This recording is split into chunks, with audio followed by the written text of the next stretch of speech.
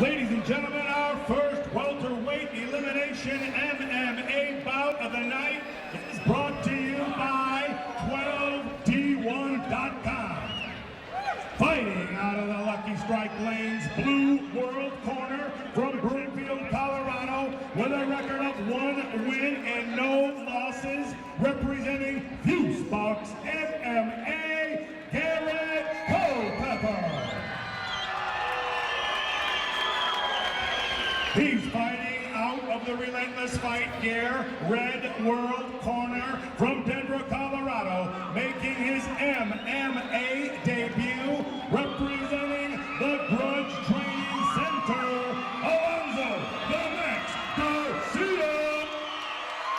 Referee Eric Hines. Here we go with our action, ladies and gentlemen. This is a 170-pound bout. Our first fighter out of the red corner is Alonzo Garcia. Mr. Garcia from the Grudge Training Center is wearing the silver trunks. And coming out of the blue corner, we have Garrett Culpepper with a record of 1-0, and he is wearing the awesome pink trunks. If you're gonna wear pink, you gotta be tough. Mr. Culpepper representing the Fusebox gym. Referee Eric Hines calls him to the center of the cage, and we've got action. Culpepper with the decided height and reach advantage. Let's see if he elects to use that from the outside. Garcia gets the double leg locked up nicely, quick takedown. So Garcia's got this fight right where he wants it. Didn't seem too comfortable on the feet. Now he takes it to the ground. Let's see what he can do. Garcia immediately trying to pass. However, Culpepper looking to posture up, get a guillotine. It's going to be tough to get from there, but he does have long arms. Garcia fighting his way through, pops his head free. Garcia's showing a lot of calmness on the ground. He's able to pass position even though he's being threatened with submissions. Even though this is his debut, you can tell this is not his first time on the ground. Scoots out, tries to pass guard, but Culpepper able to scramble back to standing. Peppers away with some punches and goes for a knee. No pun intended. Oh yeah, Pepper. Good to have you back, Connor. And Garcia has the body lock, nearly pulled the hips off the cage and got the takedown, but not quite yet. Culpepper doing a good job of trying to fight sneak out around the back. He does it. Let's see if he goes for the suplex here. And a nice elbow fired off by Culpepper. Warned for grabbing the cage, otherwise that might have been a successful takedown. Culpepper did a really good job at trying to defend that takedown. Even with the body lock on, Garcia did sneak the back and Culpepper was still able to keep his balance. Nice high kicks being shown by Culpepper. Those are landing well for him. So he's using that height and reach advantage to his advantage here early in round one. Both fighters haven't seemed to be able to land a lot of punches, but the deciding difference on the stand-up is Culpepper is landing almost all of his kicks, using that reach advantage like you talked about, JR. It looks like it's really working out for him. Right when I say that, Garcia hits him with a flush 1-2, but on the process kind of gets a low blow. Yep. Very solid body kicks landed by Garcia, but Culpepper gets a solid one for a cup check. As they say in the gym, that cup just paid for itself. That cup pays for itself pretty fast sometimes, unfortunately. Unintentional, referee Eric Hines will not take a point. He warns warns Culpepper. Oh, solid shots by Culpepper. He's closing in to finish, and referee Eric Hines has seen enough. The fight's over. It's going to be a technical knockout victory for Garrett Culpepper. And you can hear the partisan crowd. They're saying that they wanted Garcia to be able to finish. We'll take it up to Al Pallone. He'll give us the official time for the TKO win. Congratulations, Alonzo Garcia in the Fusebox gym. Excuse me, Garrett Culpepper was our winner. My mistake. Garcia did do a good job, though.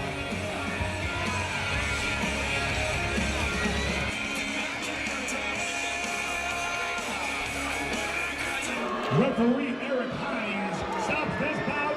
2:19 round number 1. Your winner by TKO, Garrett Culpepper.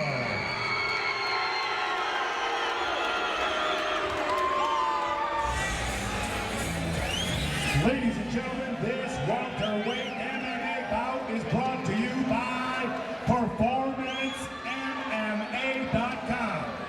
Fighting out of the Lucky Strike Lanes Blue World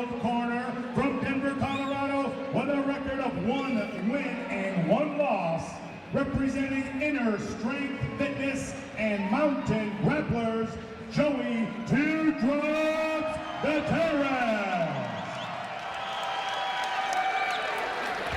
He's fighting out of the Relentless Fight Gear Red World Corner from Boulder, Colorado, making his MMA debut, representing Easton Brazilian Jiu-Jitsu, James Strider Smith. Referee Eric Hines. Ladies and gentlemen, PerformanceMMA.com is bringing you this 165-pound bout. Our first fighter out of the red corner is James Smith. He's wearing the black board-style shorts, and he's representing Easton Brazilian Jiu-Jitsu, wore his purple belt to the cage. And coming into the blue corner, we have Joe Gutierrez, and he's representing Inner Strength Fitness, but this is already off to a fast start, so let's get this thing started. Gutierrez on the receiving end of some hard strikes being thrown by Smith. Landed a good flush combination, followed it up with solid knees to the body. In the elimination division, there are no knees to the head of an opponent at any time. For those of you watching, seeing that knees to the face would have been open to Gutierrez. That is not legal at this portion of our fight program. Smith is very talented on the ground. He trains out of Eastern Brazilian Jiu-Jitsu, so you're going to see him a lot of this fight pressuring up against the cage, working to bring this fight to the ground. Smith does have a body lock, however, it's double overhooks across the arms. Well, it was by Gutierrez. Now he's swimming a hook underneath. So 50-50 position by the fighters right now. But like you mentioned, Connor, Smith just pressing Gutierrez up against the cage. He's going to look to improve his position and score the takedown. Smith working those body knees right now, like you were mentioning before. Even though they're not to the head, they're still very damaging. They take a lot out of your opponent, especially in the later rounds.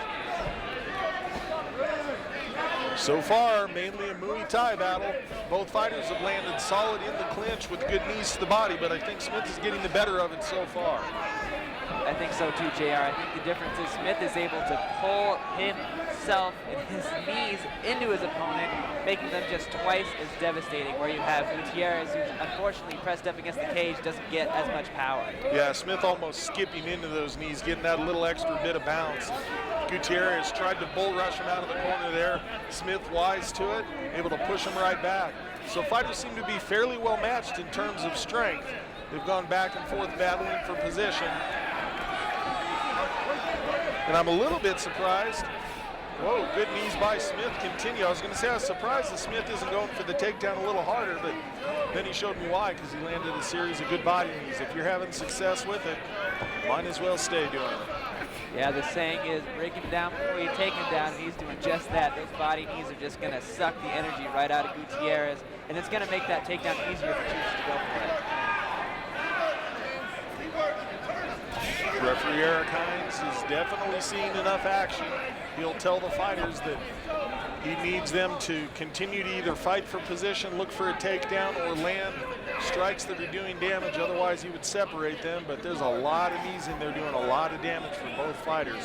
So he's content to let this Muay Thai style action continue. Only 10 seconds left. We're going to get to see the second round. See what the corners have to